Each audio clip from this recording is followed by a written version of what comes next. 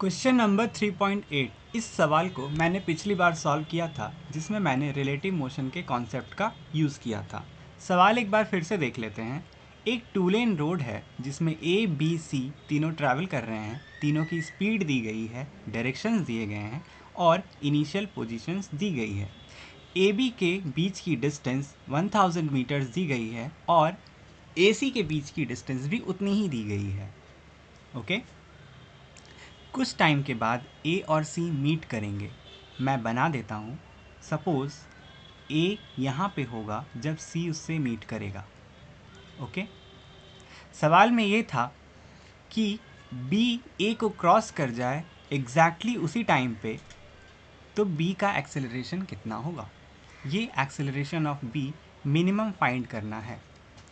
Relative motion के concept की मदद से जब हमने इस सवाल का आंसर निकाला था तो हमारा ऐसा डायग्राम बना था जिसमें मैंने ए को ही ऑब्जर्वर मान लिया था, इसलिए ए की स्पीड 0 कर दी गई थी और इस सवाल के हिसाब से सी को 1000 मीटर्स ट्रैवल करना पड़ा था और बी को भी 1000 मीटर्स ट्रैवल करना पड़ा था। लेकिन आज हम इस कॉन्सेप्ट का यूज़ नहीं करेंगे।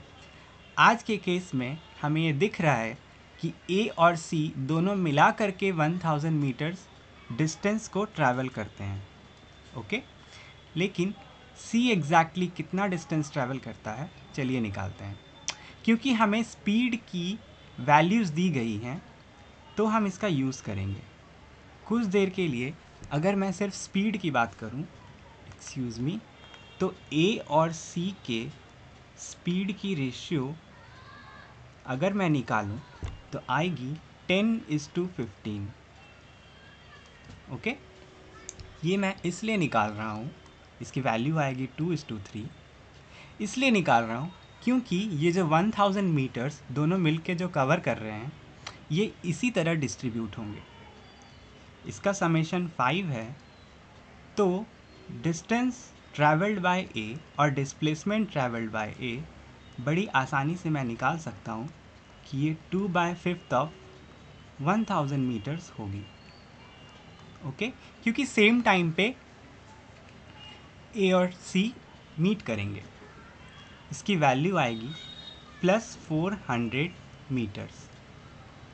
ओके फिगर से ये क्लियर दिख रहा है कि अगर ए 400 मीटर्स कवर करेगा तो सी -600 मीटर्स कवर करेगा। ठीक है इतना ट्रैवल करने में कितना टाइम लगता है वो भी हम निकाल लेते हैं।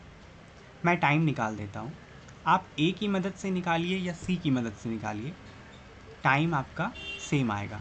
मैं लिख देता हूँ TAC will be equal to TCA। Formula क्या होगा displacement travelled by A divided by speed of A.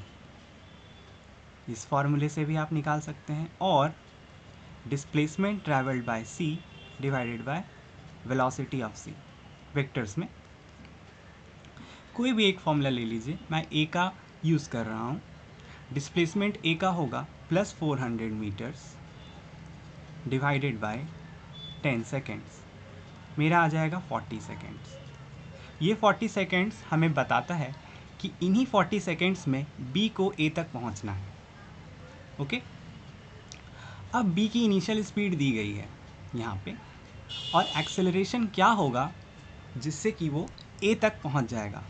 Figure से हम ये देख सकते हैं कि बी को कितना डिस्प्लेसमेंट लगेगा। 1000 प्लस 400 मीटर्स।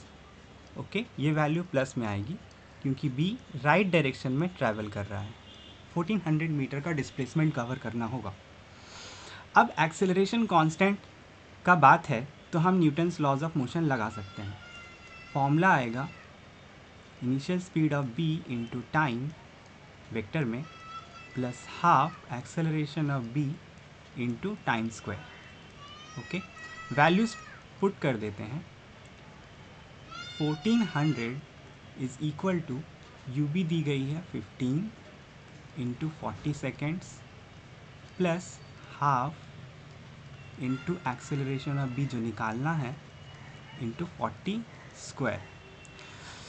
सॉल्व करते हैं। 15 4 जा 60, 600 मेरा लेफ्ट साइड जाएगा, 1400 में से घट के 800 बना देगा, और ये 40 स्क्वायर 1600 हो जाएगा, बाई 2 करेंगे 800 आ जाएगा। मतलब अगर मैं एक्सेलरेशन ऑफ बी की वैल्यू निकालूं तो ये आएगा मेरा +1 मीटर पर सेकेंड स्क्वायर। यानी बी को इस राइट डायरेक्शन में एक्सेलरेट करना होगा ताकि वो उसी 40 सेकेंड में यहाँ तक पहुँच सके। ओके, यही वैल्यू मेरी रिलेटिव मोशन के कॉन्सेप्ट को यूज़ करने से आई थी। Okay, done.